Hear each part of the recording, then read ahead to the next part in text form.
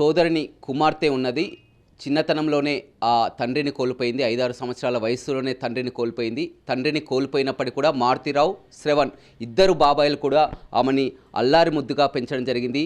అమృతని ఏ విధంగా పెంచారో ఆ అన్న కూతురిని కూడా అదే విధంగా పెంచినటువంటి పరిస్థితి కనిపించింది.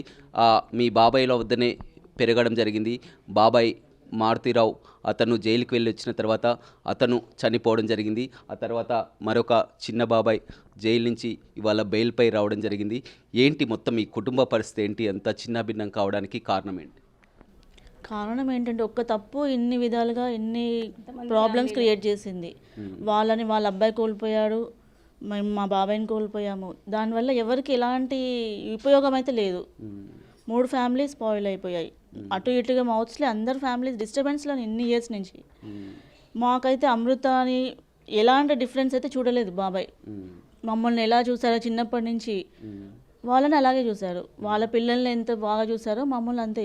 ఎలాంటి డిఫరెన్సెస్ తెలియదు మాకు. మీరు 5 ఇయర్స్ ఉన్నప్పుడే మీ డాడీ చనిపోవడం జరిగింది. ఆ తర్వాత పూర్తిగా బాబాయిలు మారుతిరావు, శ్రవణ్ వద్దనే. మాకు గుర్తులేదండి, మా నాన్న లేరు అనే ఫీలింగ్ మాకు ఒక్కసారి కూడా కలగలేదు. అసలు ఎలా ఉన్నారో తెలియదు. అసలు మొత్తం ఎఫెక్షన్ వచ్చిందంతా మా బాబాయ్ దగ్గరే. ఈ బాబాయ్ దగ్గర నుంచి 100% అనుకోండి. ఒక్కొక్కళ్ళు ఒక్కొక్కలాగా ఉంటుంది ఎఫెక్షన్ చూపించడం. మా శ్రవణ్ బాబాయ్ దగ్గర అసలు బాగా ఉంటుంది ఎఫెక్షన్. ఎవరినైనా అలాగే చూస్తారు, చిన్న పిల్లల దగ్గర నుంచి పెద్దవాళ్ళ దాకా ప్రేమ. అమృత ఇలా ఉండేది చిన్నప్పటి నుంచి కూడా మీరు కలిసే ఉన్నారు కదా. అమృత బాగా ఇష్టపడతారు అందరూ. తనకు కూడా ఇష్టం బాబాయ్ అంటే. మరి ఎక్కడ ఆమెకి నెగిటివ్ వచ్చిందో తెలియట్లే. అదొక పెద్ద క్వశ్చన్ మార్క్ మాకు. ఎందుకు ఇంత నెగిటివ్గా ఇంత పగబెట్టుకుంది అని. ఇప్పుడు ఏంటి పరిస్థితి చూసినట్లయితే పూర్తిగా అంతా కూడా మీ బాబాయ్ మారుతిరావు చనిపోవడం జరిగింది. ఇతను జైలుకి వెళ్ళి రావడం జరిగింది. మొత్తం కూడా కుటుంబం చిన్న భిన్నంగా ఉంది. అమృత మాత్రం సంతోషంగా తల్లితో గడుపుతుంది. మొత్తం కూడా ఇన్స్టాలో చూస్తున్నారు, ప్రతి ఒక్కరు కూడా చూస్తున్నటువంటి పరిస్థితి. ఆమె ఒక లైఫ్ స్టైల్లో ఉంది. మీ పరిస్థితి ఏంటి? ఇక్కడంతా కొలాప్స్ అయినట్టే ఉందండి. ఇక్కడ మించే కొంచెము ఎలా అయితే మంచిగా ఉంటుందో ఆలోచించుకోవాలి. ఇన్ని రోజులు వాళ్ళ నాన్న లోపల ఉన్నప్పుడు వాళ్ళ ఫీలింగ్స్ ఎట్లా ఉంటాయి, ఇంకా మాకే తట్టుకోలేకపోయినప్పుడు ఇంకా వాళ్ళు చదువుకోవడానికైనా ఇప్పుడు సెటిల్ అవ్వాల్సిన ఏజ్ వాళ్ళది. ముగ్గురు చదువుకుంటున్నారు. ఎప్పుడైతే 2018లో అప్పుడు ఇన్సిడెంట్ జరిగిందో మొత్తం కూడా ఆ తెలుగు రాష్ట్రాలు కూడా అంతా అమృత వర్షన్ మాత్రమే వినడం జరిగింది. కానీ మారుతిరావు సైడ్ నుంచి కానీ శ్రవణ్ కుటుంబ సభ్యుల నుంచి కానీ మొదటిసారిగా మీరు మాట్లాడుతున్నారు. మొత్తం మీద ఏమనుకుంటున్నారు, మీరు ఏం చెప్పాలనుకుంటున్నారు? కానీ ఇంత లైఫ్ అంతా స్పాయిల్ అయినట్టుంది కదా. ఇప్పుడు ఎలాంటిది ఎవరికి యూజ్ అవ్వలేదు. ఇప్పుడు ఎలా చెప్పాలో కూడా దాని గురించి తెలియట్లే ఇక ముందు.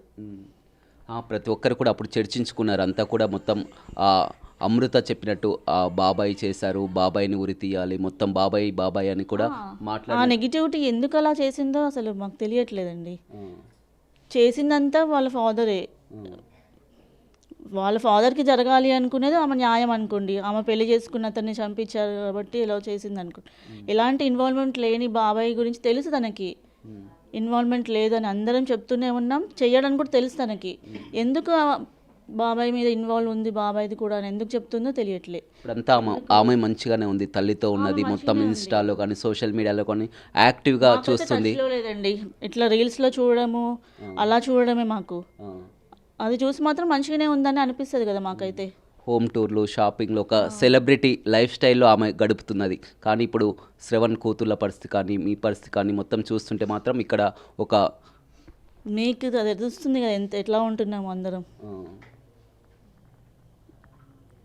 అంతే. అమృత ప్రణయ్గా ఉన్నది. ఒక్కసారిగా అమృత ప్రణయ్ని కూడా డిలీట్ చేసి అమృత వర్షిని కూడా మార్చుకున్నారు. చాలా వరకు అమృత మళ్ళీ పెళ్లి చేసుకోబోతుందని కూడా బయట కూడా చర్చించుకుంటున్నటువంటి. అది కూడా మాకు అంత అబ్జర్వేషన్ తెలియదు. బయట వాళ్ళు మమ్మల్ని అడిగితే ఇలా అంట కదా అలా అంట అంటే మాకు తెలియదండి, మీరు చెప్తుంటే మాకు తెలుస్తుంది అంతేగాని అది నిజమో కాదో కూడా మాకు తెలియదు అంటాం మేము. మీరు అడిగే అన్నిటికీ మాకు క్వశ్చన్ మార్కే. ఇప్పుడు మీ ఫ్యామిలీ మెంబర్స్ కానీ అమృతతోటి మళ్ళీ కలవడం, మాట్లాడడం అసలు బాబాయ్ చనిపోయిన దగ్గర నుంచి అసలు ఒక్కసారి కూడా కలవలే. మీ పిన్నితో మాట్లాడడం కానీ చేయడం కానీ లేదండి. ఒక్కసారి ఇట్లా ఎందుకు ఇంత ప్రాబ్లం చేయడం, అసలైన లేరు కదా, ఇన్వాల్వ్మెంట్ లేని దానికి కొంచెం చెప్పొచ్చు కదా అమృతతోటి అని చెప్పడానికి వెళ్ళాము అంతే. ఏది చేసినా ఆమె ఎక్కడ నెగిటివ్ చేస్తుందో అని భయం మాకు.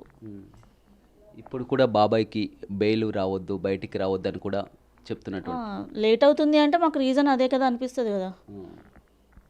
డీప్గా తెలుసుకోవడానికి మాకు అంత ఈజీగా తెలియదు కాబట్టి ఇంకా రావట్లేదు ఏంటి అనేది అయితే మేము క్వశ్చన్ మార్క్ ఉంది. సెన్సేషనల్గా చేశారు దీన్ని.